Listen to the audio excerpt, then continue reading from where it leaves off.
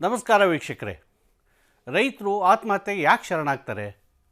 ಇದಕ್ಕೆ ಬೆಳೆ ನಷ್ಟ, ಸಾಲ, ಬರಗಾಲ ಈ ಥರ ಹಲವಾರು ಕಾರಣಗಳನ್ನು ಹೇಳ್ತಾ ಹೋಗ್ತಾರೆ. ಸರಿ, ಆದರೆ ನಮ್ಮ ದೇಶದಲ್ಲಿ ರೈತನಿಗೆ ಯಾವಾಗ ಸಾಲ ಇರಲಿಲ್ಲ? ನಮ್ಮ ಬೆಳೆಗಾರ ಎಲ್ಲ ಕಾಲದಲ್ಲೂ ಸಾಲದಲ್ಲೇ ಬದುಕಿದ್ದಾನೆ. ಇನ್ನು ಬರಗಾಲ, ಬೆಳೆ ನಷ್ಟ ಇವು ಕೂಡ ಯಾವುದೂ ಹೊಸ ವಿದ್ಯಮಾನಗಳಲ್ಲ. ಮತ್ತು ಈಗ ಯಾಕೆ ರೈತರು ಇದ್ದಕ್ಕಿದ್ದ ಹಾಗೆ ಸಾಮೂಹಿಕವಾಗಿ ಸಾಯೋ ತೀರ್ಮಾನಕ್ಕೆ ಬರ್ತಿದ್ದಾರೆ? ನಮ್ಮ ಸಮಾಜದ ಯಾವ ಹೊಸ ಬದಲಾವಣೆ, ಯಾವ ಹೊಸ ಪರಿವರ್ತನೆ ಇದಕ್ಕೆಲ್ಲ ಕಾರಣ ಆಗಿರ್ಬೋದು? ಅಂಥದ್ದೇನು ನಡೀತು? ಯಾವಾಗ? ಈ ಎಲ್ಲ ಪ್ರಶ್ನೆಗಳನ್ನು ಕ್ರಮೇಣ ಕೇಳ್ಕೊಳ್ಳೋಣ, ಉತ್ತರಗಳನ್ನು ಹುಡುಕೋಣ. ಆದರೆ ಅದಕ್ಕೂ ಮುಂಚೆ ಈ ಸಲ ಆತ್ಮಹತ್ಯೆ ಪ್ರಯತ್ನದ 2 ಘಟನೆಗಳನ್ನು, ಅಟೆಂಪ್ಟ್ ಟು ಸೂಯಿಸೈಡ್ ಪ್ರಕರಣಗಳನ್ನು ನಿಮ್ಮ ಮುಂದೆ ಇಡಬೇಕು. 2 ರಾಜ್ಯದ 2 ದಿಕ್ಕಿನಿಂದ ಬಂದಂಥ ವರದಿಗಳು, 2 ವಿಲಕ್ಷಣ ಪ್ರಸಂಗಗಳು. ಒಂದು ಉತ್ತರದ ಕೊಪ್ಪಳ ಜಿಲ್ಲೆದಾದರೆ, ಇನ್ನೊಂದು ಇಲ್ಲೇ ಚಿಕ್ಕಮಗಳೂರು ಜಿಲ್ಲೆ ಕಡೂರು ತಾಲೂಕಿಂದು.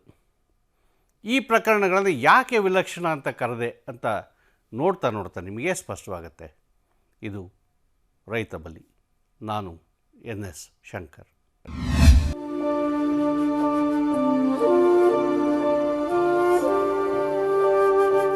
ಕಡೂರು ತಾಲೂಕಿನ ಸಖರಾಯಪಟ್ಟಣ ಹೋಬಳಿಯ ದೇವನೂರು ಕವಿ ಲಕ್ಷ್ಮೀಶನ ಹುಟ್ಟೂರು. ಲಕ್ಷ್ಮೀಶ ಅಂದರೆ ಜೈಮಿನಿ ಭಾರತ ರಚಿಸಿದವನು, ಕನ್ನಡದ ಮೇರು ಕವಿಗಳಲ್ಲಿ ಒಬ್ಬ. ಇದು ಲಕ್ಷ್ಮೀಶ ವಾಸವಾಗಿದ್ದ ಜಾಗ. ಅವನ ಮನೆ ಇದ್ದ ಜಾಗದಲ್ಲಿ ಈಗ ಗ್ರಂಥಾಲಯ ಬಂದಿದೆ. ಆದರೆ ಇದಂತೂ ಲಕ್ಷ್ಮೀಶನ ಕಾಲದ್ದೇ ಬಾವಿಯಂತೆ. ನಂಜನಗೂಡು ತಾಲೂಕಿನಲ್ಲಿ ಮತ್ತೊಂದು ದೇವನೂರಿದೆ. ಅದು ಕನ್ನಡದ ಹೆಮ್ಮೆಯ ಲೇಖಕ, ಹೋರಾಟಗಾರ ದೇವನೂರ ಮಹಾದೇವರ ಊರು. ಇದು ಇನ್ನೊಂದು ದೇವನೂರು. ಹೆಸರಿಗೆ ತಕ್ಕ ಹಾಗೆ ತಮ್ಮೂರಿನಲ್ಲಿ ಚಿಕ್ಕದು ದೊಡ್ಡದು ಸೇರಿ ಸುಮಾರು 100 ದೇವಸ್ಥಾನಗಳಿವೆ ಅಂತಾರೆ ಊರವರು. ಈ ಊರಲ್ಲಿ ಕವಿ ಲಕ್ಷ್ಮೀಶ ಆರಾಧಿಸುತ್ತಿದ್ದ ಲಕ್ಷ್ಮೀಕಾಂತ ಸ್ವಾಮಿ ದೇವಾಲಯ ಒಂದು ಪ್ರಮುಖ ಪ್ರವಾಸಿ ತಾಣ. ಅಲ್ಲಿಗೆ ಬರೋ ಪ್ರವಾಸಿಗರೂ ಜಾಸ್ತಿಯಂತೆ.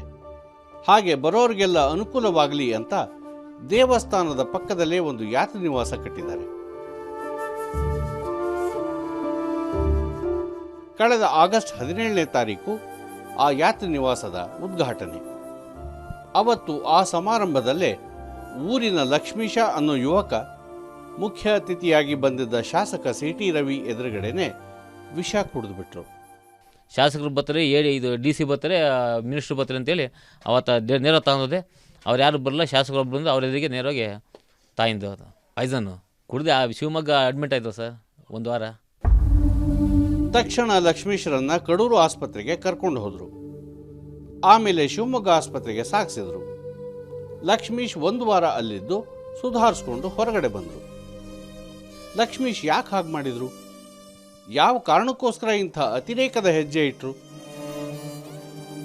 ಭಾಳ ಸರಿ DC ಹತ್ರಕ್ಕೆ ಹೋಗಿ, ತಹಶೀಲ್ದಾರ್ ಹತ್ರಕ್ಕೆ ಹೋಗಿ, ಅಗ್ರಿಕಲ್ಚರ್ ಆಫೀಸ್ ಹತ್ರಕ್ಕೆ ಹೋಗಿ, ಇವರು ಗಾಯತ್ರಿ ಶಾಂತ ಮೇಡಮ್ ಶಾಂತಗೌಡ ಹತ್ರಕ್ಕೆ ಹೋಗಿ, CT ಹತ್ರ 2-3 ಸರಿ ಮನೆ ಕೊಟ್ಟು, ಒಂದು ಸರಿ ಗ್ರಾಮ ಪಂಚಾಯತಿ ಬಂದು ಅವಾಗ ಮನೆ ಪತ್ರ ಕೊಟ್ಟಿದ್ದು. ಏನು ಅಣ್ಣ ಹಿಂಗಾಯ್ತು ಅಂತ ಕೇಳಿದಕ್ಕೆ ಅದೇನು ಪರಿಶೀಲನೆ ಮಾಡ್ತೀವಿ ಅಂತಿದ್ರು. ನಾವು ಕೂಗಾಡಿ ಸುಸ್ತಾಯ್ತೆ. ಏನೈತಿ ಹೇಳ್ರಿ ಕೇಳೋಕ್ಕೆ. ಈ DC ಹತ್ರಕ್ಕೆ ಹೋಗಿ ನಮ್ಗೆ ಅಷ್ಟು ಅದ್ರ ಟಚ್ ಇರಲ್ಲ ಅವಾಗ. ಆಮೇಲೆ ಪ್ರತಿಯೊಂದು ಹೋರಾಟ ಮಾಡಿ, ಇದಾಗಲ್ಲ, ಈ ಮಟ್ಟಕ್ಕೆ ಹೋದರೆ ನನಗೊಬ್ಬನಿಗಲ್ಲ ಪ್ರತಿಯೊಬ್ಬ ರೈತರಿಗೆ ಅನುಕೂಲ ಆಗಬೇಕು ಅಂತೇಳಿ ಈ ಮಟ್ಟಕ್ಕೆ ಇಳಿದು ನಾನು.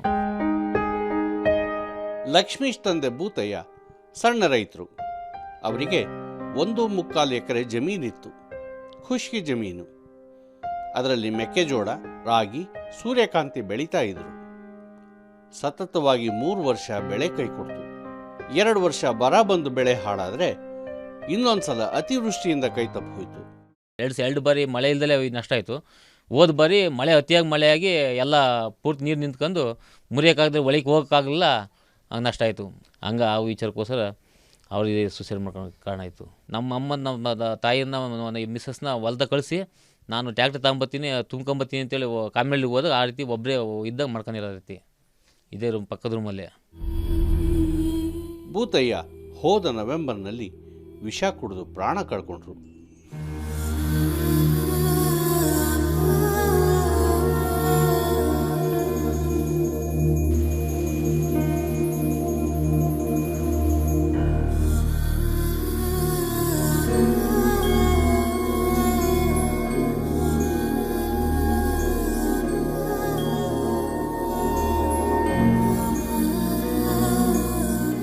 ಆದರೆ ಭೂತಯ್ಯನವರು ಜೀವ ಕಳ್ಕೊಂಡಿದ್ದಕ್ಕೆ ಏನು ಕಾರಣ ಅನ್ನೋದನ್ನು ಲಕ್ಷ್ಮೀಶ್ ಸ್ಪಷ್ಟವಾಗಿ ಹೇಳಲ್ಲ.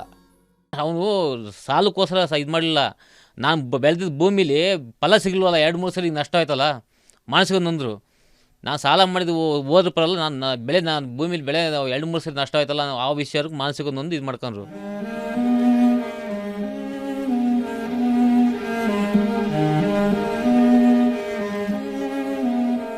ಇನ್ನು 3 ದಿನ ಹೋದರೆ ಅಂದರೆ ನವೆಂಬರ್ 9ಕ್ಕೆ ಭೂತಯ್ಯನವ್ರು ತೀರ್ಕೊಂಡು ಸರಿಯಾಗಿ 1 ವರ್ಷ ಆಗುತ್ತೆ. ಅವ್ರ ಕುಟುಂಬಕ್ಕೆ ಮಾತ್ರ ಪರಿಹಾರ ಅಂತ ಇದುವರೆಗೂ ಬಿಡಿಗಾಸೂ ಬಂದಿಲ್ಲ. ಸರ್ಕಾರದಿಂದ ಪರಿಹಾರ ಬಿಡುಗಡೆ ಆಗಿದೆ, ಆದರೆ ತಮ್ಮ ಕೈಗೆ ಬಂದಿಲ್ಲ ಅನ್ನೋದು ಲಕ್ಷ್ಮೀಶ್ ವಾದ. ಎಲ್ಲ ಪ್ರತಿಯೊಂದು ಪರಿಹಾರ ಬರಲಿ ಅಂತೇಳಿ ಅವರು ಮಿನಿಸ್ಟ್ರಿ ಎಲ್ಲ ಬಂದು ಹೇಳಿದ್ರು. ಅಧಿಕಾರಿಗಳು ಕರೆಸಿ ಎಲ್ಲ ಹೇಳಿಕೆ ಸರ್ಕಾರ ದುಡ್ಡು ಬಿಡುಗಡೆ ಮಾಡಿದೆ. ಅಧಿಕಾರಿಗಳು ರಾಜಕೀಯ ಮುಖಂಡರು ಏನನ್ನೋ ಇದು ಕುತಂತ್ರ ಮಾಡೋ ಏನು ಗೊತ್ತಿಲ್ಲ ನಮಗೆ, ಅದ್ರ ಬಗ್ಗೆ ಏನೋ ಅತಂತ್ರ ಏನೋ ಅದ್ರ ಬಗ್ಗೆ ಒಳ ವಿಚಾರ ಗೊತ್ತಿಲ್ಲ, ಅದು ಸ್ಟಾಪ್ ಮಾಡಿಸ್ತಾರೆ ಅಷ್ಟೇ. ಅಷ್ಟೇ ಅಲ್ಲ, ಭೂತಯ್ಯನವ್ರಿಗೆ ಎಷ್ಟು ಸಾಲ ಇತ್ತು ಅನ್ನೋದು ಕೂಡ ಲಕ್ಷ್ಮೀಶ್ಗೆ ಸರಿಯಾಗಿ ಗೊತ್ತಿಲ್ಲ. ಅಲ್ಲಿ ಅಂತಂದರೆ ನಮಗೆ ಕೇಳಿದ್ರ ಮಟ್ಟಿಗೆ ಒಂದು 60-70 ರೂಪಾಯಿ ಸಾಲ ಐತೆ. ಈ ಥರ ಕೆಲವ್ರು ಯಾರು ಇಲ್ಲಿವರೆಗೆ ಕೇಳಕ್ಕೆ ಬಂದಿಲ್ಲ. ಅವ್ರು ಮಾಡಿದರೆ ಯಾರು ಇನ್ನು ಹೋದ್ರಲ್ಲ ಅಂತೇಳಿ ಅವ್ರು ಕೆಲವ್ರು ಕೇಳಕ್ಕೆ ಬಂದಿಲ್ಲ. ಒಟ್ಟು ಸಾಲ ಅದೇ 1 ಲಕ್ಷ ಹತ್ರ ಬರುತ್ತೆ ಟೋಟಲ್, ಒಟ್ಟು ಕೈ ಸಾಲ. ಇವರಷ್ಟೇ ಅಲ್ಲ, ಭೂತಯ್ಯನವರ ಹತ್ತಿರದ ಬಂಧು ಸಿದ್ದರಾಮಯ್ಯ ಕೂಡ ಸಾಲದ ಪ್ರಸ್ತಾಪ ಮಾಡ್ತಾರೆ. ಆದರೆ ಭೂತಯ್ಯನವರ ಆತ್ಮಹತ್ಯೆಗೆ ಸಾಲನೇ ಕಾರಣನಾ? ಅದಕ್ಕೆ ಸಿದ್ದರಾಮಯ್ಯನವ್ರ ಹತ್ರನೂ ಸ್ಪಷ್ಟವಾದ ಉತ್ತರ ಇಲ್ಲ. ಬೆಳೆ ಬರಲಿಲ್ಲ ಅಂತ ಹೇಳ್ಬಿಟ್ಟು ಕೊನೆಗೆ ಅವರು ಒಂದು ಕೈ ಕಸು ಮಾಡ್ಕೊಂಡಿದ್ರು. ತೆಂಗಿನಕಾಯಿನ ಕೆಡಿಬಿಟ್ಟು ಜೀವನ ಮಾಡ್ತಕ್ಕಂಥ ಪರಿಸ್ಥಿತಿಗೆ ಬಂದಿಳಿದ್ರು. ಅಲ್ಲೂ ಸ್ವಲ್ಪ ಎಲ್ಲ ಸಾಲ ಎಲ್ಲ ಮಾಡ್ಕೊಂಡು, ಒಬ್ರಿಗೆ ಗೊತ್ತಿದ್ರು ಒಬ್ರಿಗೆ ಗೊತ್ತಿಲ್ಲ, ಆ ರೀತಿಯೆಲ್ಲ ಸಾಲ ಮಾಡ್ಕೊಂಡು ಜೀವನ ನಡೆಸ್ತಾಯಿದ್ರು. ಹೋಗ್ತಾ ಸಾಲ, ಬಡ್ಡಿ, ಸಾಲ, ಮರಿ ಬಡ್ಡಿ, ಈ ರೀತಿಯಾಗಿ ಸಾಲ ಮುಂದುವರಿತಾನೆ ಹೋಯಿತು. ಸಾಲಗಾರರು ಬಂದು ಕೇಳ್ತಿರಲಿಲ್ಲ ಸರ್, ಅಂದರೆ ನೇರವಾಗಿ ಮನೆಗೆ ಬಂದು ಕೇಳ್ತಾ ಇರಲಿಲ್ಲ. ರೈತರ ಆತ್ಮಹತ್ಯೆ ಪ್ರಕರಣಗಳನ್ನು ನೋಡ್ತಾ ಹೋದರೆ ಎಲ್ಲ ಹೀಗೆ ಗೋಜಲಾಗಿ ಕಾಡುತ್ತೆ. ಸಾಲ, ಅವಮಾನ, ಬದುಕೋ ಹಠ, ಬದುಕೋಕ್ಕಾಗದೇ ಇರೋ ಅಸಹಾಯಕತೆ, ಹೆಂಡತಿ ಮಕ್ಕಳು ಸಂಸಾರದ ಭಾರ ಎಲ್ಲ ಕಲಿಸ್ಕೊಂಡು ಕೊನೆಗೆ ಯಾವುದಕ್ಕೆ ಯಾವುದು ಕಾರಣ ಅಂತ ಹೇಳೋಕ್ಕಾಗದೇ ಇರೋ ಸ್ಥಿತಿ ಬಂದ್ಬಿಡುತ್ತೆ. ಇರಲಿ, ಸಿದ್ದರಾಮಯ್ಯನವ್ರು ಹೇಳೋದನ್ನೇ ನೋಡಿ. ಬೆಳೆ ನೋಡ್ರಿ ಈ ಥರ ಆಯಿತು, ನಾನು ಈ ಜೀವನ ಮಾಡ್ತಿದ್ದೀನಿ, ಇದ್ರಾಗೋಸ್ಕರ ನಾನು ಹೊಟ್ಟೆ ತುಂಬಿಸೋಕ್ಕಾಗ್ತಾಯಿಲ್ಲ. ನನ್ನ ಹೊಟ್ಟೆ ತುಂಬಿದ್ರೆ ನನ್ನ ಹೆಂಡತಿ ಹೊಟ್ಟೆ ತುಂಬಲ್ಲ, ನನ್ನ ಹೆಂಡತಿ ಹೊಟ್ಟೆ ತುಂಬಿದ್ರೆ ನನ್ನ ಮಕ್ಕಳದು ಮೊಮ್ಮಕ್ಕಳದು ಹೊಟ್ಟೆ ತುಂಬ್ತಾಯಿಲ್ಲ. ಹಾಗಾಗಿ ಭಾಳ ಮಾನಸಿಕವಾಗಿ ನೊಂದರು ಸರ್. ಅವ್ರಿಗೆ ಬರ್ತಕ್ಕಂಥ ಕಷ್ಟ ಮಕ್ಕಳಿಗೆ, ಹೆಂಡತಿ ಮಕ್ಕಳಿಗೆ ಗೊತ್ತಾಗಬಾರ್ದು ಅನ್ನೋ ರೀತಿಯಲ್ಲಿ ಅವರು ಜೀವನ ಮಾಡ್ಕೊಂಡು ಬಂದಿದ್ದರು. ಅವರು ಇಲ್ಲಿ ಪೈರನ್ನ ನಂಬ್ಕೊಂಡು ಸಾಲ ಮಾಡಿದರು. ಈ ಕಡೆ ಪೈರು ಇಲ್ಲ, ಈ ಕಡೆಗೆ ಸ್ವಾಭಿಮಾನದ ದೃಷ್ಟಿಯಿಂದವ ಈ ಕಡೆ ಮನೆ ಕಡೆನೂ ಸಹ ಹೇಳ್ತಕ್ಕಂಥ ಪರಿಸ್ಥಿತಿನೂ ಇರಲಿಲ್ಲ. ಹಾಗಾಗಿ ಅವರು ಮಾನಸಿಕವಾಗಿ ನೊಂದು ಈ ರೀತಿ ಆತ್ಮಹತ್ಯೆ ಮಾಡ್ಕೊಂಡು ಅಂತ ನನ್ನ ಅನಿಸಿಕೆ ಇದೆ ಸರ್. ಈ ಗೊಂದಲ ಹಾಗಿರಲಿ, ಲಕ್ಷ್ಮೀಶ್ ಏನೋ ಪರಿಹಾರ ಬರೋವರೆಗೂ ಹೋರಾಟ ಮಾಡ್ತೀನಿ ಅಂತಾರೆ. ಅವರೇ ಹೇಳೋದು, ಇವರು ಕೊಟ್ಟ ದಾಖಲೆಗಳನ್ನು ಸರ್ಕಾರಿ ಅಧಿಕಾರಿಗಳು ಒಪ್ಕೊಂಡಿಲ್ಲ. ಬ್ಯಾಂಕ್ನಲ್ಲಿ ಸಾಲ ಮಾಡಿರಬೇಕು ಅಥವಾ ಸಹಕಾರಿ ಸಂಘದಲ್ಲಿ ಮಾಡಿರಬೇಕು ಅಂತ ಸರ್ಕಾರಿ ನಿಯಮಗಳು ಹೇಳುತ್ತಂತೆ. ಜನವರಿ ಫೆಬ್ರವರಿಗೆ ಬೈತೆ, ಏಪ್ರಿಲಾಗೆ ಇದಕ್ಕೆ ಬಂದು ನಮಗೆ ಇದಕ್ಕೆ ಸರಿಯಾದ ಆಧಾರಗಳಿಲ್ಲ, ಇದು ಬ್ಯಾಂಕಲ್ಲಿ ಸಾಲ ಇಲ್ಲ ಅಂತೇಳಿ ನಮಗೆ ಕೃಷಿ ಇಲಾಖೆಯಿಂದ ಒಂದು ಇದು ಬಂತು, ರೆಕಾರ್ಡ್ಸು ತನಿಖೆಯಿಂದ. ಅದು ಬಂದ ನಮ್ಗೆ ಈ ಅಮೌಂಟ್ ಬಿಡುಗಡೆ ಆಗಿ ಈ ರೀತಿಯ ಕಾನೂನು ಕೇಳ್ತಿರಲ್ಲ ಅಂತ ನಾವು ಸುಮ್ಮನದು. ಅದ್ರ ಬಗ್ಗೆ ಕೇಳಿದ್ಕೆ ಇಲ್ಲ ರೀ, ಯಾವುದೋ ಬ್ಯಾಂಕಲ್ಲಿ ಸಾಲ ಇದು ತೋರಿಸ್ರಿ, ಹಂಗಾರೆ ಬಿಡುಗಡೆ ಮಾಡ್ತಾರೆ, ಇಲ್ಲ ಬರಲ್ಲ ಅಂತೇಳಿ ಕೃಷಿ ಇಲಾಖೆ ಅಗ್ರಿಕಲ್ಚರ್ ಆಫೀಸರ್ ಡೈರೆಕ್ಟ್ರು, ಆಮೇಲೆ ತಹಶೀಲ್ದಾರ್ ಕಡೂರು ತಹಶೀಲ್ದಾರ್ ಕೇಳಿದ್ರು. ಅವರು ನಮಗೆ ನೀವು ಕೇಳಿದ್ರೆ ಅಗ್ರಿಕಲ್ಚರ್ ಆಫೀಸರ್ ಅಂತ. ಆಮೇಲೆ ಡಿ ಸಿ ಹತ್ರಕ್ಕೆ ಹೋದು, ಅಲ್ಲಿ ಯಾವುದೋ ಒಂದು ರೆಕಾರ್ಡ್ಸ್ ಪ್ರೂಫ್ ಬೇಕಂಡ್ರಿ ಅಂತಂದರು. ನಮ್ಮ ತಂದೆ ಸತ್ತಿರೋದು ಸತ್ಯ, ಆ ರೈತ ಅನ್ನೋದು ಸತ್ಯ, ಸಾಲ ಮಾಡಿರೋದು ಕೈ ಸಾಲ ಮಾಡೋದು ಸತ್ಯ. ಹಂಗಂತೇಳಿ ನಿಮಗೋಸ್ಕರ ಬ್ಯಾಂಕಲ್ಲಿ ಸಾಲ ಮಾಡಿ ಸಾಯ್ಬೇಕು ಅಂತ ಏನಾರು ಪ್ರೂಫ್ ಮಾಡೋಕೆ ಉತ್ಪತ್ತಿ ಮಾಡೋಕ್ಕಾಗ್ತದೆ ಮೇಡಮ್ ಅಂದೆ. ಆಯ್ತು, ಅದು ಪರಿಶೀಲನೆ ಮಾಡಿ ಎ ಸಿ ಹತ್ರ ಮಾಡ್ತೀನಿ ಅಂತಂದರು. ಅವ್ರು ಎ ಸಿ ಹತ್ರ ಫೋನ್ ಮಾಡಿದ್ರು. ನಮ್ಮ ತಾಯಿ ಇಲ್ಲಿವರೆಗೂ ವಿಧವೇತನ 1 ವರ್ಷದಿಂದ ಒಂದು ರೂಪಾಯಿ ಬಂದಿಲ್ಲ ವಿಧವೇತನ. ಅಂತ್ಯ ಸಂಸ್ಕಾರದ್ದು 1 ರೂಪಾಯಿ ಬಂದಿಲ್ಲ. ಕೃಷಿ ಇಲಾಖೆಯಿಂದ 20,000 ಬರುತ್ತೆ ಅಂತ ಸಚಿವರು ಹೇಳಿದ್ರು, ಅದು 1 ರೂಪಾಯಿ ಬಂದಿಲ್ಲ. ನಿಜ ರೈತಿಗೆ ಅನುಕೂಲ ಆಗಬೇಕು, ಅದು ಪರಿಶೀಲನೆ ಮಾಡಿ ಇಲ್ಲ ಬಿಡುಗಡೆ ಮಾಡ್ತೀನಿ ಅಂತ ಪರಿಹಾರ ಕೊಡ್ತೀನಿ ಅಂತ ಯಾಕೆ ಹೇಳ್ಬೇಕು ಅವರು? ಇವರು ನಾನು ಎಲ್ಲ ದಾಖಲೆ ಕೊಟ್ಟಿದ್ದೀನಿ ಅಂತಾರೆ. ಆದರೆ ಸರ್ಕಾರಿ ಅಧಿಕಾರಿಗಳು ಸರ್ಕಾರಿ ಭಾಷೆಯಲ್ಲೇ ಬೇರೆಯೇ ಕತೆ ಹೇಳ್ತಾರೆ. ಸೊ ಅರ್ಜಿದಾರರಿಗೆ ನಾವು ಸರ್ಕಾರದ ಸುತ್ತೋಲೆಯನ್ವಯ ಅಧಿಕೃತವಾದ ಪರವಾನಗಿದಾರರಿಂದ ಸಾಲವನ್ನು ಪಡೆದ ಬಗ್ಗೆ ಮತ್ತು ಇತರೆ ದಾಖಲಾತಿಗಳನ್ನು, ಪೂರಕ ದಾಖಲಾತಿಗಳನ್ನು ಸಲ್ಲಿಸುವಂತೆ ಅವರಿಗೆ ತಿಳುವಳಿಕೆಯನ್ನು ನೀಡಲಾಗಿತ್ತು. ಸೊ ಅದಕ್ಕೆ ಸಂಬಂಧಪಟ್ಟಂತೆ ಅರ್ಜಿದಾರರ ಅರ್ಜಿಯನ್ನು ನಾವು ತಾಲೂಕು ಮಟ್ಟದ ರೈತರ ಆತ್ಮಹತ್ಯೆ ಪ್ರಕರಣಗಳ ಪರಿಶೀಲನಾ ಸಮಿತಿ ಸಭೆಯಲ್ಲಿ ನಾವು ಮಂಡನೆಯನ್ನು ಮಾಡಿದ್ವಿ. ಈ ಒಂದು ಸಮಿತಿಯ ನಿರ್ಣಯದನ್ವಯ ಅರ್ಜಿದಾರರಾದ ಶ್ರೀ ಲಕ್ಷ್ಮೀಶ್ರವರು ಪರಿಹಾರವನ್ನು ಕೋರಿ ಸಲ್ಲಿಸಿದಂಥ ಅರ್ಜಿಗಳಿಗೆ ಪೂರಕ ದಾಖಲಾತಿಗಳ ಕೊರತೆ ಇರೋದ್ರ ಬಗ್ಗೆ ಸಮಿತಿನಲ್ಲಿ ತೀರ್ಮಾನವನ್ನು ಮಾಡಿ ಅವರಿಗೆ ತಿಳುವಳಿಕೆ ಪತ್ರವನ್ನು ನೀಡಿ ಕಾಲಾವಕಾಶವನ್ನು ನೀಡಲಿಕ್ಕೆ ನಿರ್ಣಯವನ್ನು ಕೈಗೊಳ್ಳಲಾಯಿತು. ಅದರ ನಂತರದಲ್ಲಿ ಕೂಡ 2 ಸಭೆಯಲ್ಲಿ ಈ ಒಂದು ಪ್ರಕರಣವನ್ನು ನಾವು ಮಂಡನೆಯನ್ನು ಮಾಡಿದ್ದೇವೆ. ಸೊ ಅಂತಿಮವಾಗಿ ಯಾವುದೇ ಒಂದು ಅಧಿಕೃತವಾದ ಪರವಾನಗಿದಾರರಿಂದ ಸಾಲವನ್ನು ಪಡೆದ ಬಗ್ಗೆ ನಮಗೆ ಸಮಿತಿ ಸಭೆಗೆ ದಾಖಲಾತಿಯನ್ನು ಸಲ್ಲಿಸದೇ ಇರೋದ್ರ ಕಾರಣ ಮಾನ್ಯ ಉಪವಿಭಾಗಾಧಿಕಾರಿಗಳ ಅಧ್ಯಕ್ಷತೆಯಲ್ಲಿ ನಡೆದ ಸಭೆಯಲ್ಲಿ ಅಂತಿಮವಾಗಿ ಅರ್ಜಿದಾರರ ಅರ್ಜಿಯನ್ನು, ಈ ಒಂದು ಪರಿಹಾರ ಕೋರಿ ಸಲ್ಲಿಸಿದಂಥ ಅರ್ಜಿಯನ್ನು ಅಂತಿಮವಾಗಿ ತಿರಸ್ಕಾರವನ್ನು ಮಾಡಲಾಯಿತು. ಇವರು ಅಧಿಕೃತವಾದ ಪರವಾನಗಿದಾರರಿಂದ ಸಾಲ ಪಡೆದ ಬಗ್ಗೆ ದಾಖಲಾತಿಯನ್ನು ಸಲ್ಲಿಸಿರುವುದಿಲ್ಲ. ಈ ಬಗ್ಗೆ ಇವರಿಗೆ ಅನೇಕ ಬಾರಿ ತಿಳುವಳಿಕೆಯನ್ನು ನೀಡಿದ್ದು ಮತ್ತು ಅವರ ಮೃತರ ಪತ್ನಿಯವರಿಗೂ ಸಹ ತಿಳಿಸಿದರೂ ಸಹ ಅವರು ಯಾವುದೇ ದಾಖಲಾತಿಯನ್ನು ಸಲ್ಲಿಸಿರೋದಿಲ್ಲ. ಆ ಒಂದು ಕಾರಣಕ್ಕೆ 24/9/2016 ನಡೆದ ಸಭೆಯಲ್ಲಿ ಅಂತಿಮವಾಗಿ ಅರ್ಜಿಯನ್ನು ತಿರಸ್ಕಾರ ಮಾಡಿದೆ. ಶಾಬಾಷ್. ಅಧಿಕೃತ ಪರವಾನಗಿದಾರರಿಂದ ಸಾಲ ತಗೊಂಡಿಲ್ಲ, ಅದಕ್ಕೆ ರಿಜೆಕ್ಟ್. ಅಲ್ಲ ಸ್ವಾಮಿ, ಯಾವ ಸೀಮೆ ರೂಲ್ಸ್ ಇದು? ಭೂತಯ್ಯ ರೈತರಲ್ವಾ? ಅವ್ರಿಗೆ ಬೆಳೆ ನಷ್ಟ ಆಗಿದ್ದು ನಿಜ ಅಲ್ವಾ? ಅವರು ಆತ್ಮಹತ್ಯೆ ಮಾಡ್ಕೊಂಡಿದ್ದು ಸುಳ್ಳ? ಮತ್ತು ಪರಿಹಾರ ಕೊಡೋಕ್ಕೆ ಏನು ರೋಗ ಇವರಿಗೆ? ಒಟ್ಟು ಏನಾದರೊಂದು ಕೊಕ್ಕೆ ಹಾಕದೇ ಇದ್ದರೆ ಅಧಿಕಾರಿಗಳಿಗೆ ತಿಂದನ್ನು ಅರಗಲ್ಲ ಅನಿಸುತ್ತೆ. ಈಗ ಪರಿಹಾರ ಬರುತ್ತೋ ಇಲ್ವೋ ಅದೇ ಹೇಳೋಕ್ಕಾಗಲ್ಲ. ಲಕ್ಷ್ಮೀಶ್ಗೆ ಒಬ್ಬ ಸೋದರ ಇದ್ದರೂ ಕೂಡ ಪರಿಹಾರ ಅಂತ ಓಡಾಡ್ತಾ ಇರೋದು ಇವರೊಬ್ಬರೇ. 9ನೇ ತಾರೀಕು ನಾವು ಅಪ್ಪಾಜಿ 1 ವರ್ಷ ತುಂಬುತ್ತೆ, ಅವತ್ತು ಹೋಗಿ ರೈತರ ಮುಖಂಡರು ಕರೆಸ್ಬಿಟ್ಟು ಧಾರಣೆ ಕೊಡೋದಂತೂ ಇದು ಮಾಡ್ಕೊಂಡಿವಿ. ಇವ್ರ ಜೊತೆಲಿ ತಾಯಿ, ಹೆಂಡತಿ, 3 ಮಕ್ಕಳು ಇದ್ದಾರೆ. ನಮ್ಮ ತಂಡ ದೇವನೂರಿಗೆ ಹೋದಾಗ ಅವರೆಲ್ಲ ಬೆಂಗಳೂರಿಗೆ ಹೋಗಿದ್ದರಿಂದ ಅವ್ರ ಭೇಟಿ ಸಾಧ್ಯ ಆಗಲಿಲ್ಲ. ಅಂತೂ ಭೂತಯ್ಯನವರು ಆತ್ಮಹತ್ಯೆ ಮಾಡಿಕೊಂಡು ಒಂದು ಇಡೀ ವರ್ಷ ಕಳೆದ್ರೂ ಪರಿಹಾರಕ್ಕೋಸ್ಕರ ಮಗ ಕೂಡ ಆತ್ಮಹತ್ಯೆ ಪ್ರಯತ್ನ ಮಾಡಿದ್ರೂ ಈ ಪ್ರಶ್ನೆ ಮಾತ್ರ ಕಗ್ಗಂಟಾಗಿಯೇ ಕೂತಿದೆ. ನೀವು ನೋಡಿದಾಗೆ ಲಕ್ಷ್ಮೀಶ್ ಸ್ವತಃ ಸಾಲ ಮಾಡಿ ಆ ಸಂಕೋಲೆಯಲ್ಲಿ ಸಿಗಾಕೊಂಡು ವಿಷ ತಗೊಂಡವರಲ್ಲ. ತಮ್ಮ ತಂದೆ ಆತ್ಮಹತ್ಯೆ ಮಾಡಿಕೊಂಡ್ರು, ಅವ್ರಿಗೆ ಸಿಗಬೇಕಾದ ಪರಿಹಾರ ಸಿಗಲಿಲ್ಲ ಅನ್ನೋದು ಇವರ ಆತ್ಮಹತ್ಯೆ ಪ್ರಯತ್ನಕ್ಕೆ ಕಾರಣ. ಅದಕ್ಕೆ ಇದನ್ನು ವಿಲಕ್ಷಣ ಪ್ರಕರಣ ಅಂತ ಕರೆದಿದ್ದು. ಲಕ್ಷ್ಮೀಶ್ ಮುಂಚೆ ಬೆಂಗಳೂರಿನಲ್ಲಿ ಯಾವುದೋ ಪ್ರೈವೇಟ್ ಕಂಪ್ನಿನಲ್ಲಿ ಕೆಲಸದಲ್ಲಿದ್ದರು. ಈಗ ತಂದೆ ತೀರ್ಕೊಂಡ್ಮೇಲೆ ಇವರು ಊರಿಗೆ ಬಂದು ಸ್ವತಃ ಬೇಸಾಯ ಮಾಡ್ತಾ ಇದ್ದಾರೆ. ಒಟ್ಟು ಕೂಲಿ ಮಾಡೋದ್ರು ಸರಿ, ತಂದೆ ಮಾಡಿದ ಸಾಲನ ತೀರಿಸ್ತೀನಿ ಅಂತಿದ್ದಾರೆ. ಈಗ ಅವ್ರ ಸಮಸ್ಯೆ ಬಗೆಹರಿಸೋರು ಯಾರು? ಅಧಿಕಾರಿ ವರ್ಗಕ್ಕಂತೂ ಕಣ್ಣು ಕಾಣಲ್ಲ, ಕಿವಿನೂ ಕೇಳಲ್ಲ. ಈಗ ಜನಪ್ರತಿನಿಧಿಗಳು, ರೈತ ಮುಖಂಡರು ಆ ಅಧಿಕಾರಿಗಳ ಕಣ್ಣು ಕಿವಿ ತೆರೆಸೋ ಹಾಗೇನಾದರೂ ಮಾಡ್ತಾರಾ? ನೋಡಬೇಕು.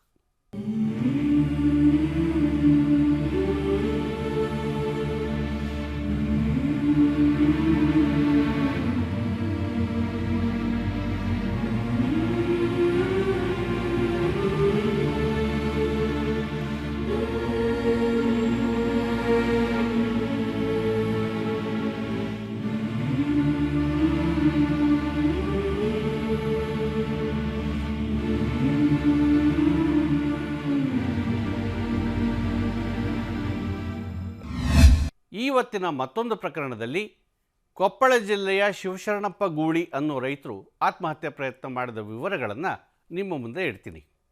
ಅವ್ರಿಗೇನು ಸಾಲ ಇರಲಿಲ್ವಾ? ಇತ್ತು. ಸುಮಾರು 2 ಲಕ್ಷ ರೂಪಾಯಿವರೆಗೂ ಸಾಲ ಮಾಡ್ಕೊಂಡಿದ್ರು ಅವರು. ಆದರೆ ಅವರು ವಿಷ ಕುಡಿದಿದ್ದಕ್ಕೆ ಅದು ಕಾರಣ ಆಗಿರಲಿಲ್ಲ. ಯಾಕಂದರೆ ಅವ್ರಿಗೆ ಸಾಲ ಕೊಟ್ಟವರೇನು ಮನೆ ಮುಂದೆ ಬಂದು ಗಲಾಟೆ ಮಾಡಿರಲಿಲ್ಲ. ಆದರೆ ಶಿವಶರಣಪ್ಪ ತಾವು ಸೀಡ್ಸ್ ಕಂಪ್ನಿಗೆ ಕೊಡಬೇಕಾಗಿದ್ದಂಥ ಬರೀ 5,000 ರೂಪಾಯಿ ಮೊತ್ತಕ್ಕೋಸ್ಕರ ಜಗಳ ಮಾಡಿಕೊಂಡು ಪ್ರಾಣ ಕಳ್ಕೊಳ್ಳೋ ತೀರ್ಮಾನನೇ ಮಾಡಿಬಿಟ್ರು. ಅದಕ್ಕೆ ಇದನ್ನು ಕೂಡ ನಾನು ವಿಲಕ್ಷಣ ಪ್ರಕರಣ ಅಂತ ಕರೆದಿದ್ದು.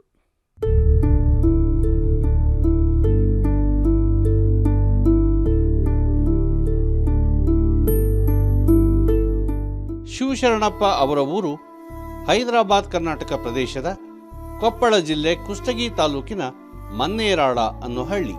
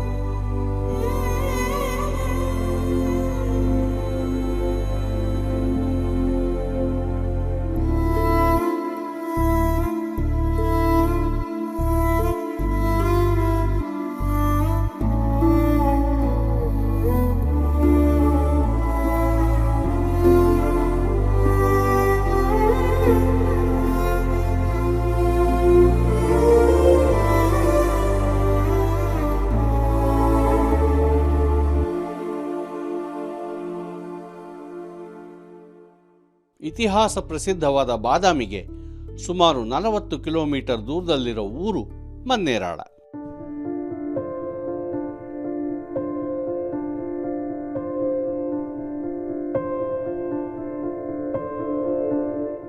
ಕಳೆದ 6-7 ವರ್ಷಗಳಿಂದ ಸತತ ಬರಗಾಲಕ್ಕೆ ತುತ್ತಾಗಿರೋ ಪ್ರದೇಶ ಇದು.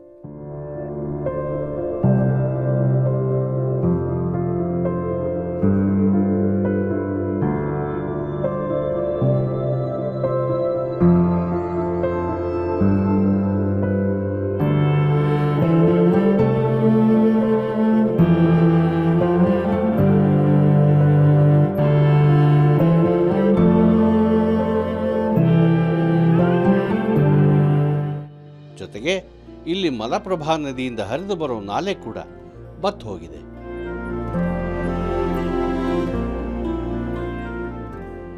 ಇಲ್ಲಿನ ರೈತರಿಗೆ ಮಳೆ ನೀರೇ ಆಧಾರ. ಮಳೆ ಸತತವಾಗಿ ಇವ್ರ ಜೊತೆ ಕಣ್ಣಾಮುಚ್ಚಾಲೆ ಆಡ್ತಾನೇ ಇರೋದ್ರಿಂದ ಬೆಳೆ ಕೈಗೆ ಬಂದರೆ ಬಂತು, ಇಲ್ದಿದ್ರೆ ಇಲ್ಲ. 2014 ಶೀಡ್ಸ್ ಹಾಕಿದ್ದು ಸರ್. ಹತ್ತಿ ಇದೆ, ಬಯೋ ಶೀಡ್ಸ್ ಅಂತೇಳಿ ಅದು ಬೆಳೀತು ಸರ್. ಬೆಳೆದ ಪೀಕ್ ಬಂತು ಸರ್. ಸಣ್ಣಗೆ ಸಾಧಾರಣ ತಕ್ಕ ಮಟ್ಟಿಗೆ ಬಂತು ರೀ.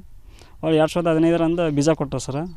2015 ಬೀಜ ನಾವು ತೊಗೊಂಡು ಹಾಕಿದ್ವಿ ರೀ. ನಾಟಿನೇ ಮಾಡಿದ್ವಿ. 2 ತಿಂಗಳವರೆಗೆ ಬೆಳೆದು 2015 ಬೀಜದ ಕಸ ತೆಗಿಸಿ ಎಲ್ಲ ಎಣ್ಣೆ ಹೊಡೆದು ಎಲ್ಲ ಮಾಡಿದ್ವಿ ಸರ್. 2 ತಿಂಗಳಾದ ನಂತರ ಅದು ಕಾಯಿ ಬಿಡೋ ಟೈಮಿಗೆ ರೋಗ ಬಂದು ಇದಾಯ್ತು ಸರ್.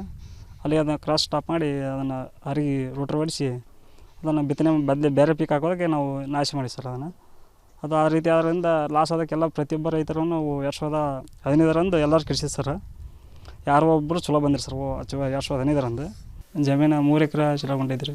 ಬೀಜಾಳ ಬೆಳಿತೀವಿ ರೀ. 2 ಎಕರೆ ಒಳಗೆ 1 ಎಕರೆ ಚಿಲಗುಂಟೆ ಒಳಗೆ ಶೇಂಗಾ, ಕಡಲೆ, ತೊಗರಿ, ಸೂರ್ಯಕಾಂತಿ, ಹತ್ತಿ ಎಲ್ಲ ಬೆಳಿತೀವಿ ಸರ್. ಬೆಳೆ ಕೈಗೆ ಹತ್ತಲಿ ಬಿಡಲಿ, ಇಲ್ಲಿ ರೈತರಂತೂ ಧೈರ್ಯ ಕಳ್ಕೊಂಡಿಲ್ಲ. ಅದು ಸಾಲ ಸಮದ ಇರೋದು. ಅದು ಇವಾಗ ಸಾಲ ಆಗುತ್ತೆ, ಒಂದು ಗಳಿಕೆ ಆಗುತ್ತೆ, ಅದಕ್ಕಿಂತ ಸಂಬಂಧನೇ ಇಲ್ಲ. ರೈತರಿಗೆ ಮತ್ತು ಒಡಪೆಟ್ಟು ಬೀಳವ ಆಗವು. ಈಗ 8 ವರ್ಷ ಆಯ್ತು ರೀ. ಈಗ 7 ವರ್ಷ ಆಯ್ತು ನೋಡ್ರಿ, ಮಳೆನೇ ಇಲ್ಲ. ಏನು ಮಾಡ್ತೀರಿ? ಬರಗಾಲನ ಬರೇ. ಮತ್ತು ಅದಕ್ಕೆ ಏನು ಮಾಡ್ಬೇಕು? ನಾವು ಮಾಡಿದ್ದ, ದೇವ್ರು ಮಾಡಿದ್ದದು. ಆದರೆ ಕಳೆದ ಜುಲೈ ತಿಂಗಳಿನಲ್ಲಿ ಒಂದಿನ ಶಿವಶರಣಪ್ಪ ಮತ್ತು ಅವರ ಹೆಂಡತಿ ಮಕ್ಕಳು ತಮ್ಮ ಹೊಲದಲ್ಲಿ ಕೆಲಸ ಮಾಡ್ತಾಯಿದ್ರು. ಆವಾಗ ಅವರಿಗೆ ಸ್ವಲ್ಪ ಸಾಲ ಕೊಟ್ಟಿದ್ದಂಥ ಬೀಜ ಕಂಪನಿಯ ಏಜೆಂಟ್ ಒಬ್ಬ ಪೊಲೀಸ್ ಪೇದೆಯನ್ನು ಕರ್ಕೊಂಡು ಹೊಲಕ್ಕೆ ಬಂದು ಸಾಲ ವಾಪಸ್ ಕೊಡುವಂಥ ಗಲಾಟೆ ಮಾಡ್ತಾರೆ. ಆವಾಗ ಏನು ನಡೆದಿದ್ದು ಅನ್ನೋದಕ್ಕೆ 2 ಕಥೆಗಳಿವೆ. ಪೊಲೀಸರು ಒಂದು ಕತೆ ಹೇಳಿದ್ರೆ, ರೈತ ಶಿವಶರಣಪ್ಪನವ್ರ ಕುಟುಂಬ ಹೇಳೋದೇ ಬೇರೆ.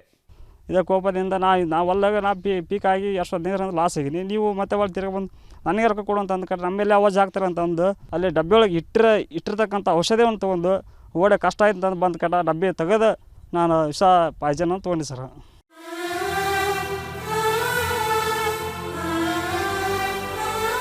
$5,000 ಸಾಲ ಕೊಟ್ಟಂಥ ಬೀಜ ಕಂಪನಿ ಏಜೆಂಟು ಈ ಸಲನೂ ಬಿತ್ತನೆ ಮಾಡು, ಇಲ್ಲಾಂದರೆ ನನ್ನ ಸಾಲ ವಾಪಸ್ ಕೊಡು ಅಂತ ಒತ್ತಡ ಹಾಕ್ತಾನೆ. ಆವಾಗ ಶಿವಶರಣಪ್ಪ ವಿಷ ತಗೊಂಡ್ರಲ್ಲ, ಆ ವಿಷ ಇದ್ದಿದ್ದು ಈ ಡಬ್ಬದಲ್ಲಿ.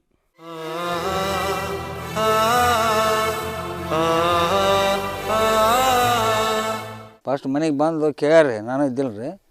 ಕೇಳಿದಾಗ ಈಗ ಕೊಡೋಣ, ಈಗಿಲ್ಲ ನಮ್ಮ ಅಂತೇಳಿ ಏನಿಲ್ಲ, ಮುಂದೆ ಕೊಡೋಣ ಅಂತ. ಮತ್ತು ಬೀಕ ನಾಶ ಆಗೋಯ್ತು, ಇಷ್ಟು ಸಾಲ ಆಗೈತೆ ನಮ್ದು ಅಂತೇಳಿ ಹೇಳೇನ್ರಿ. ನೀವು ಯಾಕೆ ಕೊಡಬೇಕಂದ್ರೆ ಕೊಡಬೇಕಂತೇಳಿ ಮತ್ತು ಒಂದು ಇಬ್ಬರನ್ನ ಕರ್ಕೊಂಡು ಒಬ್ಬ ಪೊಲೀಸನ್ನ ಕರ್ಕೊಂಡು ಹೋಗ್ಯಾನ್ರಿ ಹೊಲ್ದಾಗ ಹೋಗಿ ಇಷ್ಟೆಲ್ಲ ಗದ್ದಲ ಮಾಡ್ಯಾರ. ಅವನು ಮತ್ತು ಹೊಲ್ದಾಗ ಕೆಲಸ ಮಾಡಕತ್ತೀನವ, ಅವು ಹೋಗಿ ಕಲೆ ಹೊಡೆಬಿಟ್ರು. ನಾವು ಕೊಡ್ತೀನಿ ಅಂತ ಹೇಳಿದ್ರು ಮತ್ತೆ ಹೊಲ್ತನ ಪೊಲೀಸರನ್ನ ಕರ್ಕೊಂಬಂದಿರಲ್ಲ ನೀವು, ಎಲ್ಲಿ ಹೋಗೋದ್ರಲ್ಲಿ ಕೊಡ್ತೀವಿ ನಾವು, ಈಗ ಎಲ್ಲಿದ್ರು ಕೊಡೋಣ ಅಂತೇಳಿ ಅಂದನ್ರಿ. ಕೊಡಬೇಕು, ನೀವು ಕೊಡಗಲ್ಲ ಅಂದ್ರೆ ನಾವು ಕೇಳೋಗಲ್ಲ ಅಂತೇಳಿ ಅವ್ರು ಕರ್ಕೊಂಬಂದರು. ಒಬ್ಬ ಪೊಲೀಸ್ ಉಸಿರು ಕೂಡ್ಕೊಂಡು ಅಲ್ಲಿ ಒಂದು ಸ್ವಲ್ಪ ಇದನ್ನು ಗದ್ದಲ ಮಾಡ್ಯಾರ. ಮಾಡಿ ಅಲ್ಲೇ ಓಡಿ ಹೋಗಿ ಎಣ್ಣೆ ಕುಡಿದು ಬಿಟ್ಟಾನ್ರಿ. ತೆಗೆದಿಟ್ಟಿದ್ದು ಎಣ್ಣೆ ಎತ್ತಿ ಬಿಟ್ಟಾನ್ರಿ. ಇದು ನಾ ಬಿಡ್ಸೋಕೆ ನೀ ಬಿಡ್ಸೋಕಂತ ಹೋದ್ರಾಗ ಇವಾಗ ಗಟ ಎತ್ತಿ ಕುಡಿದ್ಬಿಟ್ಟಾನೆ ಓಡಿ ಹೋಗಿ. ಏನಾದರೂ ಆಗಲಿ, ಹೊಲದ ಪಕ್ಕದಲ್ಲೇ ಡಬ್ಬದಲ್ಲಿಟ್ಟಿದ್ದ ವಿಷಾನ ಶಿವಶರಣಪ್ಪ ಇದ್ದಕ್ಕಿದ್ದ ಹಾಗೆ ಓಡೋಗಿ ತೊಗೊಂಡು ಕುಡ್ದೇ ಬಿಟ್ರು. ಸುತ್ತಮುತ್ತ ಹೊಲಗಳಲ್ಲಿದ್ದ ಅವರ ಸಂಬಂಧಿಕರು ತಕ್ಷಣ ಬಂದು ಮೊದಲು ಅವರನ್ನು ಕುಷ್ಟಗಿ ಆಸ್ಪತ್ರೆಗೆ, ಆಮೇಲೆ ಬಾಗಲಕೋಟೆ ಜಿಲ್ಲಾ ಆಸ್ಪತ್ರೆಗೆ ಕರ್ಕೊಂಡು ಹೋಗಿ ಸೇರಿಸಿದರು. ಅಲ್ಲಿ 6 ದಿನ ಸುಧಾರಿಸ್ಕೊಂಡ ಮೇಲೆ ಡಿಸ್ಚಾರ್ಜ್ ಆಗಿ ಬಂದರು. ಆಮೇಲೂ ಔಷಧಿಗಳನ್ನು ತಗೊಂಡು ಚೇತರಿಸ್ಕೊಂಡ್ರು. ಆದರೆ ಶಿವಶರಣಪ್ಪ ಅಷ್ಟು ಸಣ್ಣ ಕಾರಣಕ್ಕೋಸ್ಕರ ಆತ್ಮಹತ್ಯೆ ಪ್ರಯತ್ನ ಮಾಡಬೇಕಿತ್ತ ಅನ್ನೋ ಪ್ರಶ್ನೆ ಬಂದೇ ಬರುತ್ತೆ. ಆದರೆ ಸ್ವತಃ ಅವ್ರಿಗೇನೆ ಅದು ಸಣ್ಣ ಕಾರಣ ಅನಿಸ್ತಾ ಇರಲಿಲ್ಲ. ಪೊಲೀಸರು ನಮ್ಮಿದರಿಗೆ ಅಲ್ಲೇ ಮಗನ ವಾದಿನಿಲ್ಲ ಅಂತ ನನ್ನಿದರಿಗೆ ಕೇಳಿದಪ್ಪ ಅಂದ್ರೆ ಮತ್ತೇನು ಉಳಿತು, ಪೊಲೀಸರ ನಮಗೆ ರೈತರಿಗೆ ಸಹಾಯ ಮಾಡಬೇಕು ಹೊರತು ಸಿಟಿಷನವರಿಗೆಲ್ಲ ಸಹಾಯ ಮಾಡೋದಕ್ಕಂತ ನಮ್ಮ ಅಭಿಪ್ರಾಯ ಸರ್. ರೈತರಿಗೆ ಏನು ಕಷ್ಟ ನಷ್ಟ ಇತ್ತು ಕೇಳ್ಕೋಬೇಕು. ರೈತರಿಗೆ ಯಾವ ರೀತಿ ಸಾಲ ಮಾಡಿದರೆ ಹೆಂಗೆ ಎದಗಿಸ್ಕೊಂಡಿದ್ದಾರೆ, ಅದು ಸಲುವಾಗಿಲ್ಲ ನೀವು ಕೊಡೋದೈತೆ ಅವ್ರು ಕೊಡೋದೈತೆ ಮೊದಲು ಬೀಜ ಹಾಕಿದ್ದೇ ಇಲ್ಲ ಅಂತ ಏನು ಕೇಳಾರ್ದ ಬಂದು ಏಕದಮ್ ದೌರ್ಜನ್ಯ ಮಾಡಿ ಸರ್. ಇಲ್ಲಿ ಮೇಲೆ ಹಂಗೆ ಹಿಡ್ಕೊಂಡು ಕಟ್ಟ ಬಾಲ್ಯ ಮಗನ ಸ್ಟೇಷನ್ಗೆ ಅಂತಂದು ಸರ್. ನಾನು ಸ್ಟೇಷನ್ಗೆ ಮಾಡೋಕೆ ನಾನು ತಪ್ಪ ಏನು ಮಾಡಿದ್ವಿ ಸರ್. ನಾವು ಹೊಲ್ದಾಗ ಬೆಳಿಗ್ಗೆ ಹಾಕಿ ಲಾಸ್ ಆದ್ರೆ ನಾವು ರೈತರು ನಮ್ಮನ್ನ ಎಲ್ಲಿ ಮೇಲೆ ಹಂಗೆ ಹಿಡ್ದು ಹೋಗ್ತಾನಪ್ಪ ಅಂದ್ರೆ ಪೊಲೀಸರು ಯಾವ ಪೊಲೀಸ್ ಧರ್ಮ ಏನು ರೀ? ರೈತರಿಗೆ ಸಹಾಯ ಮಾಡ್ಬೇಕು ಅವ್ರು. ಪೊಲೀಸ್ ನಿಜವಾ ಪೊಲೀಸ್ ಆದ್ರೆ ಒಬ್ಬ ರೈತನಿಗೆ ಸಹಾಯ ಮಾಡಕ್ಕೆ ಬಂದರೆ ಅವ ಪೊಲೀಸನೇ ಅಲ್ಲವ. ರೈತರ ಏನು ಯಾವ ರೀತಿ ಸಾಯ್ತಾನ, ಯಾವ ರೀತಿ ಕಷ್ಟದೊಳಗದ್ರೆ ನಾವು ವಿಚಾರ ಮಾಡೋಕೆ ಪೊಲೀಸ ಬಂದು ಕಟ್ಟ ರೈತರಿಗೆ ಏನು ಅನುಕೂಲ ಐತೆ, ಈಗ ಏನು ಯಾವ ರೀತಿ ಕಷ್ಟ ಐತೆ ಅನ್ನೋ ಕೇಳ್ದ ಬಂದು ಕಡೆ ಎಲ್ಲಿ ಮೇಲೆ ಹಂಗೆ ಹೆಂಗೆ ಹಿಡ್ದ ಪೊಲೀಸವ. ಬೀಜದ ಕಂಪ್ನಿಯವರು ಇಬ್ಬರು ಕೂಡ್ಕೊಂಡು ಬಂದರೆ ಅವ್ರು ಕರ್ಕೊಂಡು ಹೊರಗಿಂದ ಸ್ಟೇಷನಿಂದ ಬಂದಿಲ್ಲ ಅವರು ಹೊರಗಡೆ ಡ್ಯೂಟಿಯಿಂದ ಸುಮ್ಮನೆ ಬೆದರಿಕೆ ಹಾಕೋಸ್ಕರವಾಗಿ ನಾನು ಸಲಹೆ ಬಂದಿದ್ದಾರೆ ಸರ್. ನಾವು ಇದ್ದರು ಬಿಡು ಹೊಲ್ದಾಗ ಜಾಗ ಮಂದಿ ಬಂದಿದ್ರು ರೀ, ಪೊಲೀಸರ ಸಂಬಂಧ ಅವ್ರು ಎದ್ರಕೊಂಡು ಹಂಗತೆ ಮಾಡ್ಕೊಂಡ್ರು. ಇದ್ರ ಕೇಳಿಲ್ರಿ ಅವರು ಎಲ್ಲರೂ ಗಲಾಟೆ ಮಾಡಕತ್ತಿದ್ರಿ, ಅವರು ಬಂದು ಅವ್ರ ಸಂಬಂಧ ಹಂಗತೆ ಮಾಡ್ಕೊಂಡ್ರಿ. ಇಲ್ಲಿ ಶಿವಶರಣಪ್ಪ ಕೇಳೋದು ಬಹಳ ಕರೆಕ್ಟ್ ಪ್ರಶ್ನೆ. ಯಾಕಂದರೆ ಒಟ್ಟಾರೆ ಪ್ರಕರಣದಲ್ಲಿ ಪೊಲೀಸರ ನಡವಳಿಕೆ ವಿಚಿತ್ರವಾಗಿ ಕಾಣಿಸುತ್ತೆ. ರೈತರಿಗೆ ಬೀಜ ಕಂಪನಿಗಳು ಸಾಲ ಕೊಡೋದು ಸಾಮಾನ್ಯ. ಒಂದು ಸಾಲಿನಲ್ಲಿ ಬೆಳೆ ಕೈ ಕೊಟ್ಟರೆ ಸಾಲವನ್ನು ಮುಂದಿನ ಸಾಲಿಗೆ ಎಳ್ಕೊಂಡು ಹೋಗೋದು ಸಹಜ. ಇಲ್ಲೂ ಒಂದು ಸೀಡ್ಸ್ ಕಂಪನಿ ಶಿವಶರಣಪ್ಪನವ್ರಿಗೂ ಸಾಲ ಕೊಟ್ಟಿತ್ತು. ಆ ಸಾಲದ ಮೊತ್ತ ಎಷ್ಟು? ಇವರು ಗಜೇಂದ್ರಗಡ JK ಕಂಪ್ನಿ ಸೀಡ್ಸ್ ಕಂಪ್ನಿಯಲ್ಲಿ ಏಜೆಂಟ್ರಿದ್ದು ಈ ಯಾರು ಶಿವಶರಣಪ್ಪ ಗೂಳಿ ಅನ್ನೋರು ಅವರಿಗೆ 25,000 ರೂಪಾಯಿ ಏನೋ ಬೀಜ ಅಡ್ವಾನ್ಸ್ ಕೊಟ್ಟು ಮಾಲ್ ಹೆಂಗೆ ಕೊಡ್ತೀವಿ ಅಂಥೇಳಿ ಇಸ್ಕೊಂಡು ಹೋಗಿದ್ರಂತ ಸರ್. ಪೊಲೀಸರು 25,000 ಅಂದರೆ ಶಿವಶರಣಪ್ಪ 5,000 ಅಂತಾರೆ. ಸಾಲ ಅಂದರೆ ನಾವು ಕೇಳೋದಾದ್ರೆ ಕೊಟ್ಟಿದ್ರಿ ಸರ್ 5,000 ರೂಪಾಯಿ. ಬೀಜ ಕಂಪನಿ ಯಾವುದು ಅಂತ ಕೇಳಿದರೆ ಶಿವಶರಣಪ್ಪ ಒಂದು ಹೇಳಿದ್ರೆ ಪೊಲೀಸ್ ಇನ್ನೊಂದು ಹೇಳ್ತಾರೆ. ಅದು ಬಯಶೆಟ್ಟಿ ಸರ್, ಅದು 2014 ಹಾಕಿದ್ದು. ಈಶಪ್ಪ ತಂದೆ ಹನುಮಂತಪ್ಪ ಸಿಂಗಾಡಿ ಸಾಕಿನ ಪರಮನಟ್ಟಿ ಇವರು ಗಜೇಂದ್ರಗಡ JK ಕಂಪ್ನಿ ಸೀಡ್ಸ್ ಕಂಪ್ನಿಯಲ್ಲಿ ಏಜೆಂಟ್ರಿದ್ದು. ಅದಕ್ಕಿಂತ ಮುಖ್ಯವಾದ ಪ್ರಶ್ನೆ ಅಂದರೆ ಸಾಲದ ವಿಚಾರ ಕಾನೂನಿನ ಪರಿಭಾಷೆಯಲ್ಲಿ ಹೇಳೋದಾದರೆ ಸಿವಿಲ್ ಮ್ಯಾಟರ್. ಅದಕ್ಕೆ ಪೊಲೀಸ್ ಸ್ಟೇಷನ್ ಮೆಟ್ಲು ಹತ್ತೋ ಪ್ರಮೇಯನೂ ಇಲ್ಲ, ಪೊಲೀಸ್ ಪ್ರವೇಶಕ್ಕೆ ಅವಕಾಶವೂ ಇಲ್ಲ. ಆದರೂ ಪೊಲೀಸರು ಇಲ್ಲಿ ಮೂಗು ತೂರಿಸ್ಕೊಂಡು ಬರ್ತಾರೆ. ಬೀಜದ ಕೇಸ್ ನಮ್ಮಲ್ಲಿ FIR ಆಗಿಲ್ಲ ಸರ್. ಅದು ಅವನು ಕರೆಸಿ ವಿಚಾರ ಮಾಡಂತ ಅರ್ಜಿ ಕೊಟ್ಟಿದ್ದ ಸರ್. ಅವನು ಕೇಸ್ ಮಾಡಂತ ಕೊಟ್ಟಿಲ್ಲ. ಅವನು ಏಜೆಂಟ್ ನಮ್ಮ ಕಂಪ್ನಿ ವತಿಯಿಂದ ನಾನು ದುಡ್ಡು ಕೇಳಕ್ಕೆ ಹೋಗಿದ್ದೆ. ಅವಾಗ ನಮಗೆ ಬಾಯ್ ಆಯಿತು. ಮತ್ತು ಮುಂದೆ ಏನಾರು ಹೆಚ್ಚು ಕಡಿಮೆ ಜಗಳ ಆಗ್ಬೋದು ಅಂತೇಳಿ ನಿಮ್ಮ ಗಮನಕ್ಕೆ ತಿಳಿಸಿದ್ದೀನಿ ಅಂಥೇಳಿ ಅವನು ಬಂದು ಒಂದು ಕರೆಸಿ ವಿಚಾರ ಮಾಡಿ ಅಂತೇಳಿ ಹೇಳಿದ ನೆಕ್ಸ್ಟಾಗ ನಾವು ಒಬ್ಬ ಪೊಲೀಸರು ಕೊಡಿಸಿದ್ದೀವಿ. ಅವಾಗ ಈ ಪೊಲೀಸರು ಹೋದತ್ನಾಗ ಅವನು ನೋಡಿದ್ದೆಲ್ಲ ಸ್ವಲ್ಪ ತೋರ್ಸಂತ ಹೇಳಿರ್ಬೇಕು. ಅವ್ರು ಬಾಯಿ ಮಾತಾಗಿ ಅವನು ಆ ಥರ ಹೋಗಿ ಎಣ್ಣೆ ಕುಡಿಯೋದ್ನಾಗ ನಮ್ಮ ಪೊಲೀಸರು ಕೈಯಂತ ಕಸ್ಕೊಂಡು ಮತ್ತು ಅವರು ಸಂಬಂಧಿಕರಿದ್ದರು ಹೊಲದಲ್ಲಿ. ನಂತರ ಅವರು ಸಂಬಂಧಿಕರು ಅವನ ಆಸ್ಪತ್ರೆಗೆ ಕರ್ಕೊಂಡು ಸೇರಿಕೆ ಮಾಡಿದ್ದಾರೆ. ಅವ್ರು ಪೊಲೀಸ್ ಕಂಪ್ಲೇಂಟ್ ಕೊಟ್ಟಾರ ಸರ್. ಅವ್ರು ಹೋಗಿ ಅಲ್ಲಿಗೆ ಸುಮ್ಮನೆ ಪೊಲೀಸ್ ಹೊರಗಡೆಯಿಂದ ಕರ್ಕೊಂಬಂದು ನಮ್ಮ ಮೇಲೆ ಇದನ್ನು ಮಾಡಿದ್ರು ಸರ್. ಅವ್ರು ದೌರ್ಜನ್ಯ ಮಾಡಿ ಸರ್. ಅವರು ದೂರು ಕೊಟ್ಟಿದ್ದಾರೆ ಅಂತ ಪೊಲೀಸರು ಹೇಳ್ತಾರೆ. ಆದರೆ ನಾವು ಎಷ್ಟು ಹುಡುಕಾಡಿದ್ರು ಆ ದೂರಿನ ಕಾಪಿ ಸಿಗಲಿಲ್ಲ. ಅಂದರೆ ಎಲ್ಲ ಅನಧಿಕೃತ ಬಾಯಿ ಮಾತಿನ ವ್ಯವಹಾರ. ಇರಲಿ, ಅಂತೂ ಬೀಜ ಕಂಪನಿ ಪರವಾಗಿ ಒಬ್ಬ ಪೇದೆ ಹೋಗ್ತಾನೆ, ರೈತನ ಕೊರಳಪಟ್ಟಿ ಹಿಡಿತಾನೆ. ಇದರ ವಿವರ ಕೇಳೋಕ್ಕೆ ನಾವು ಹನುಮಸಾಗರ ಪೊಲೀಸ್ ಸ್ಟೇಷನಿಗೆ ಹೋದಾಗ ಅಲ್ಲಿದ್ದವರು ಮುಖ್ಯ ಪೇದೆ ಮಹೇಶ್ ಹಿರೇಮಠ. ಅವರು ಮೊದಲು ತಮ್ಮ ಮೇಲಧಿಕಾರಿಗೆ ಫೋನ್ ಮಾಡಿ ನಮ್ಮ ಜೊತೆ ಮಾತಾಡೋಕ್ಕೆ ಪರ್ಮಿಷನ್ ತಗೊಂಡ್ರು. ಸರ್ ಮಹೇಶ್ ಸರ್ ಮಾತಾಡೋದಾ? ಅವ್ರು ಇವ್ರು ಬಂದು ಸುದ್ದಿ TV ಅವ್ರು ಬಂದಿದ್ರು ಸರ. ಹ್ಞೂ ಸರ್, ಅದೇ ಇದನ್ನ ಮಾಡಿ ಅದನ್ನೆಲ್ಲ ಇದನ್ನ ಮಾಡ್ಕೊಂಡು ಹೋಗಿ ಬಂದಿದ್ರು ಸರ್ ಅವರು.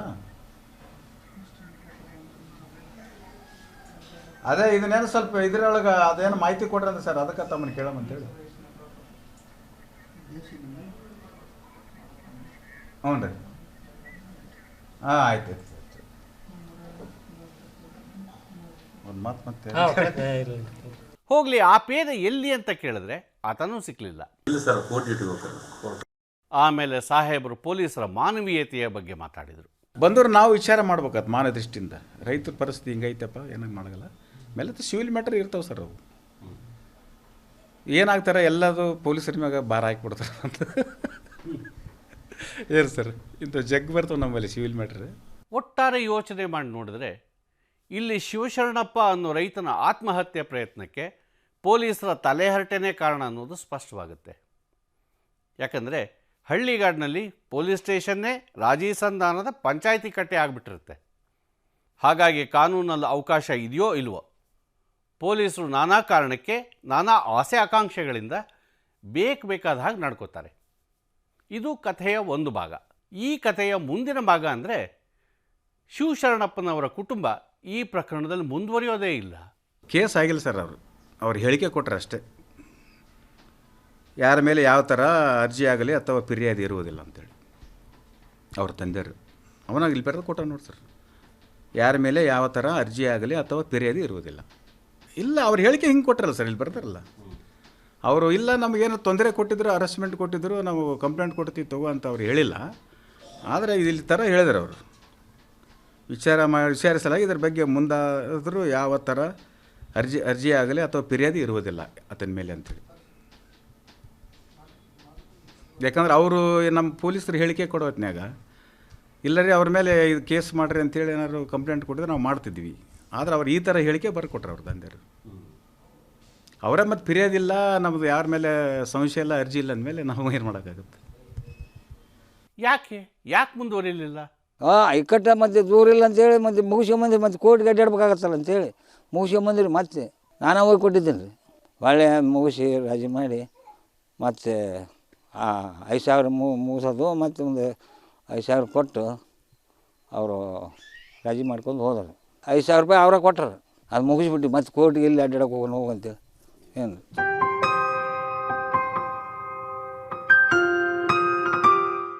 ಅಂದರೆ ಇಡೀ ಪ್ರಸಂಗದ ಮೇಲೆ ಮುಸು ಕೆಳೆಯೋದಕ್ಕೆ ಬೀಜ ಕಂಪನಿಗೆ ಖರ್ಚಾಗಿದ್ದು ಬರೀ 5,000.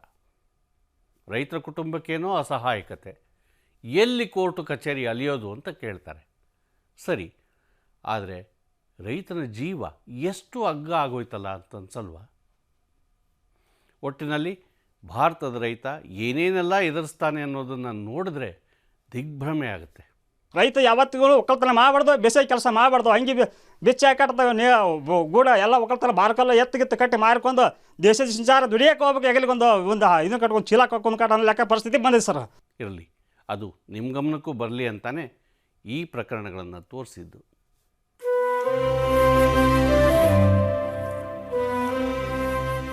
ಒಬ್ಬ ರೈತ ಆತ್ಮಹತ್ಯೆ ಮಾಡಿಕೊಂಡಾಗ ಆತ ನಮ್ಮ ಕೈಗೆ ಸಿಗದಂಗೆ ಇನ್ನೊಂದು ಲೋಕ ಸೇರ್ಕೊಂಡು ಬಿಡ್ತಾನೆ. ಆದರೆ ಜೀವ ಕಳ್ಕೊಳ್ಳೋ ಪ್ರಯತ್ನ ಮಾಡಿ ಉಳ್ಕೊಂಡಾಗ ಆತ ಆ ಲೋಕದ ಅಂಚು ಮುಟ್ಟಿ ಈ ಲೋಕಕ್ಕೆ ವಾಪಸ್ ಬಂದಿರ್ತಾನೆ. ಹೋಗಲಿ, ಅವನಾದರೂ ಬೇರೆ ಕಥೆ ಹೇಳ್ತಾನ ಅಂತ ಕೇಳಿದ್ರೆ ಮತ್ತೆ ಅದೇ ಬವಣೆ, ಅದೇ ಅವಮಾನ, ಅದೇ ಒಣಗಿದ ಬದುಕಿನ ದುರಂತ ಕಥೆ.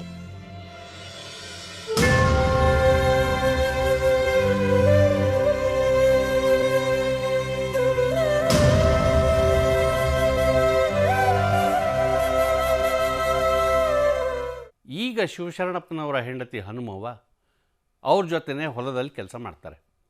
ಆ ವಿಷ ಸೇವನೆ ಪ್ರಸಂಗ ನಡೆದಾಗಲೂ ಅವ್ರ ಜೊತೆಲೇ ಇದ್ದರು. ಈ ದಂಪತಿಗೆ ಮುದ್ದಾದ 3 ಮಕ್ಕಳಿದ್ದಾರೆ. ನಮಗ್ರಿ ಒಬ್ಬ ಗಂಡು ಮಗ, 2 ಹೆಣ್ಮಕ್ಳು.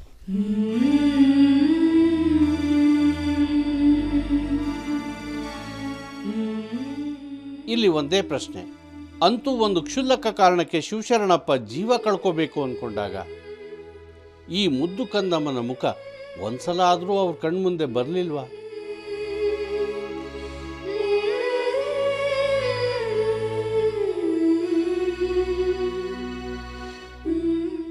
ಸುದ್ದಿ ಟಿವಿ, ನಾವು ಸುಳ್ಳು ಹೇಳಲ್ಲ.